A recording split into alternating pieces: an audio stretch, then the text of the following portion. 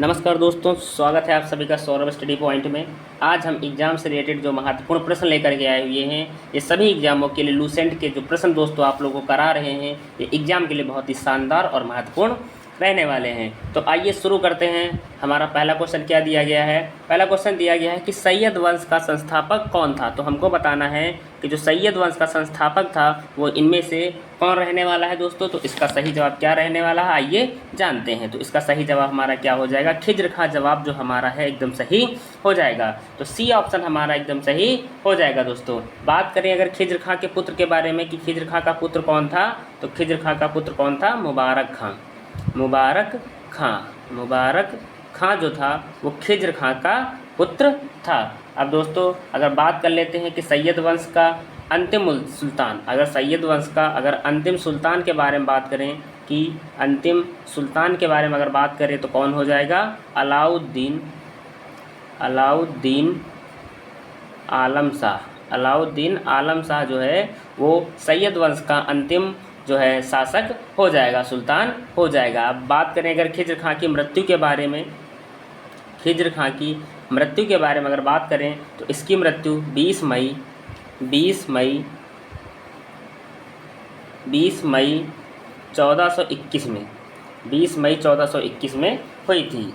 Exam में ज़्यादातर पूछा जाता है कि सैयद वंश का जो संस्थापक था वो निम्न में से कौन होगा। तो हम लोगों को इस प्रश्न को बहुत अच्छे से तैयार करना है। तो इसका सही जवाब हमारा क्या हो जाएगा? खिज्र खां जो जवाब है हमारा एकदम सही हो जाएगा। बढ़ते हैं अगले प्रश्न की ओर। अगला प्रश्न हमारा क्या दिया गया, ये देखते हैं कि लोधी वंश का संस्थापक कौन था। हमको बताना है कि जो प्रश्न हमको दिया गया है इसके जो 4 ऑप्शन दिए गए हैं, चारों ऑप्शन में इसका सही जवाब क्या रहने वाला है। तो बहलोल हमको बताना है कि जो लोधी वंश का संस्थापक है वो निम्न में से कौन होगा। तो इसका सही जवाब हमारा क्या हो जाएगा? बहलोल लोधी जो जवाब है हमारा एकदम सही हो जाएगा। ये एग्जाम के पॉइंट ऑफ व्यू से बहुत महत्वपूर्ण है। एसएससी का कोई भी प्रश्न आप देखेंगे, कोई भी प्रीवियस ईयर का सेट देखेंगे तो उसमें इस जो प्रश्न मैं जो आपको करा रहा हूँ तो एग्जाम से रिलेटेड ही सारे प्रश्न पूछे गए हुए मैं आप लोगों के सामने लेकर आया हूँ। अगर बात करें कि बहलोल लोधी के बारे में अगर बात करें कि यह 19 अप्रैल बहलोल लोधी 19 अप्रैल 1451 को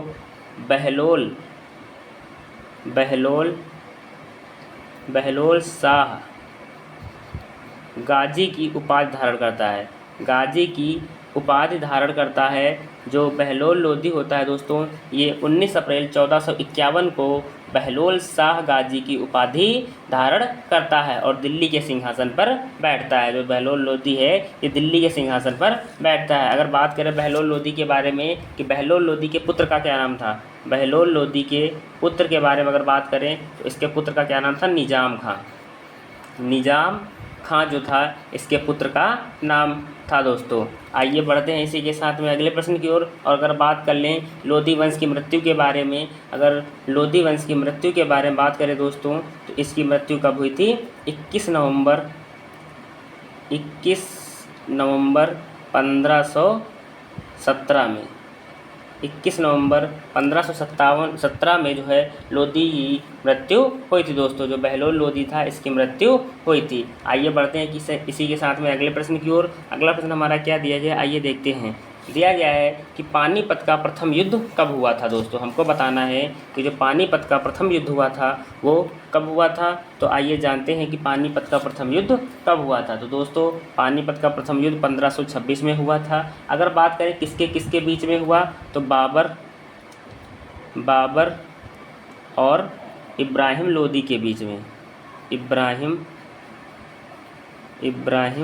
लोदी के बीच में दोस्तों ये युद्ध होता है, जिसमें विजय की बात करें किसकी विजय होती है दोस्तों, तो बाबर की इसमें विजय होती है दोस्तों। इसमें जो बाबर होता है वो विजय की ओर प्राप्त करता है। अगर बात करें दोस्तों कि पानीपत का जो दूसरा युद्ध था ये कब हुआ था दोस्तों, तो पानीपत का अगर दूसरे युद्ध के बारे में बात करें तो 1556 में जो सेकेंड युद्ध हुआ था दोस्तों वो कब हुआ था? 1556 में हुआ था। अगर बात करें तीसरा जो ऑप्शन दोस्तों दिया गया है पानीपत का तृतीय युद्ध के बारे में बात करें तो 1761 में 1761 में तीसरा युद्ध हुआ था दोस्तों, जो एग्जाम के लिए बहुत ही महत्वपूर्ण प्रश्न है। अगर बात करें 1527 में कौन सा युद्ध हुआ, तो 1527 में कौन सा युद्ध हुआ था? खानवा का युद्ध दोस्तों। एग्जाम में ये प्रश्न जो है बहुत पूछे जाते हैं, आप लोगों को इन प्रश्नों को बहुत अच्छे से तैयार करना है। आइए बढ़ते हैं कि इसी के साथ में अगले प्रश्न की ओर। अगला प्रश्न हमारा क्या दिया गया है, आइए देखते हैं कि एकता प्रथा को किसने समाप्त कर दिया था। हमको बताना है कि जो एकता प्रथा थी दोस्तों, इसको किसने समाप्त कर दिया था। तो इसके जो हमको ऑप्शन दिए गए दोस्तों, इसमें से क्या हमारा जो जवाब है वो सही रहने वाला है। एकता प्रथा की अगर बात करें तो अलाउद्दीन खिलजी ने इस प्रथा को पूरी तरह से समाप्त कर दिया था दोस्तों। तो एग्जाम के लिए ये क्वेश्चन बहुत ही इंपॉर्टेंट है। आइए बढ़ते हैं कि इसी के साथ में अगले प्रश्न की ओर। अगला प्रश्न हमारा क्या दिया गया है कि विजयनगर साम्राज्य की स्थापना किसने की थी। हमको बताना है कि जो विजयनगर साम्राज्य है इसकी स्थापना किसने की थी। तो पहला ऑप्शन है ए, दूसरा ऑप्शन है बी बुक्का, तीसरा ऑप्शन है इब्राहिम और चौथा ऑप्शन है ए और बी दोनों। तो इसका जो सही जवाब दोस्तों क्या हो जाएगा, हमारा ए और बी जो हमारा जवाब है वो एकदम सही हो जाएगा। हरिहर और बुक्का नामक दो भाई थे जिन्होंने विजयनगर साम्राज्य की जो स्थापना की थी। और कब की थी 1336 ईस्वी में इस विजयनगर साम्राज्य की स्थापना की थी। अगर बात करें विजयनगर के बारे में, विजयनगर की राजधानी के बारे में अगर बात करें कि विजयनगर की राजधानी क्या थी दोस्तों, तो इसकी राजधानी क्या थी, हम्पी। इसकी राजधानी के बारे में अगर बात करें तो इसकी जो राजधानी हो जाएगी क्या हो जाएगी, विजयनगर की राजधानी हम्पी थी दोस्तों। आइए बढ़ते हैं इसी के साथ में अगले प्रश्न की ओर। अगला प्रश्न हमारा दिया गया है कि कृष्णदेव राय के दरबार में 8 सर्वश्रेष्ठ कवि रहते थे, उन्हें क्या कहा जाता था। हमको बताना है कि जो कृष्णदेव राय के दरबार में 8 सर्वश्रेष्ठ कवि रहते थे उन्हें क्या कहा जाता था। तो हमको बताना है, तो इसका सही जवाब क्या रहने वाला है दोस्तों, आइए जानते हैं। तो इसका जो सही जवाब हो जाएगा हमारा क्या हो जाएगा, अष्टदिग्गज जो जवाब है हमारा एकदम सही हो जाएगा। तो कृष्णदेव राय के दरबार में जो 8 सर्वश्रेष्ठ कवि रहते थे उन्हें अष्टदिग्गज के नाम से जाना जाता था दोस्तों। आइए बढ़ते हैं इसी के साथ में अगले प्रश्न की ओर।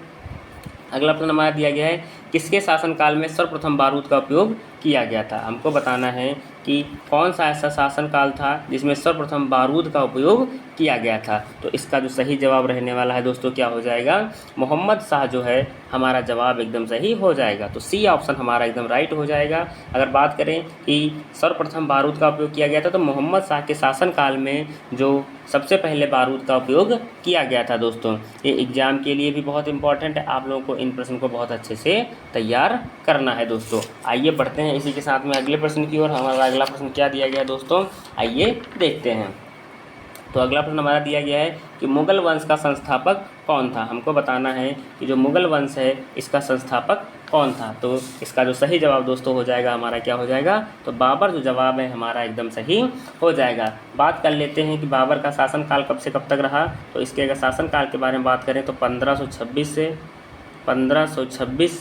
1530 तक शासनकाल रहता है। 1526 से 1530 तक इसका शासनकाल रहता है। बाबर के अगर जन्म के बारे में बात करें, बाबर के जन्म के बारे में अगर बात करें तो इसका जन्म कब हुआ था, फरवरी 1483 में इसका जन्म हुआ था दोस्तों। 1483 में जो है बाबर का जन्म हुआ था। और बात करें कि इनके पिता का क्या नाम था, इनके पिता का नाम अगर बात करें तो उमर शेख मिर्ज़ा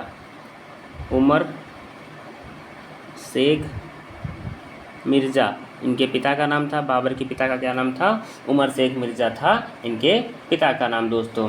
अगर बात करें कि बाबर ने जो बादशाह की उपाधि धारण की थी दोस्तों, एग्जाम में ये प्रश्न भी बहुत पूछा जाता है कि बाबर ने जो बादशाह की उपाधि धारण की थी, बाबर ने जो बादशाह की जो उपाधि धारण की थी ये कब की थी। तो 1507 ईस्वी में इन्होंने बादशाह की उपाधि धारण की थी दोस्तों। ये एग्जाम के लिए बहुत ही महत्वपूर्ण प्रश्न है, आप लोगों को इन प्रश्नों को बहुत अच्छे से तैयार करना है। आइए बढ़ते हैं इसी के साथ में अगले प्रश्न की ओर। अगला प्रश्न हमारा क्या दिया गया है, आइए देखते हैं। अगला क्वेश्चन दिया गया है कि बाबर ने बादशाह की उपाधि कब धारण की थी। हमको बताना है दोस्तों कि बाबर ने बादशाह की उपाधि कब धारण की थी। तो इसका सही जवाब हमारा क्या रहने वाला है, तो 1507 जो जवाब है हमारा एकदम सही हो जाएगा। तो बाबर ने बादशाह की उपाधि कब धारण की थी, तो ये 1507 ईस्वी में धारण की थी दोस्तों। अगर बात करें कि बाबर के कितने भाई थे, तो बाबर के 4 भाई थे दोस्तों। कितने भाई थे, 4 भाई थे। पहला कौन सा हो जाएगा, हुमायूं। दूसरे की बात करें तो कौन हो जाएगा, कामरान। तीसरे की बात करें तो हमारा क्या हो जाएगा, अस्करी।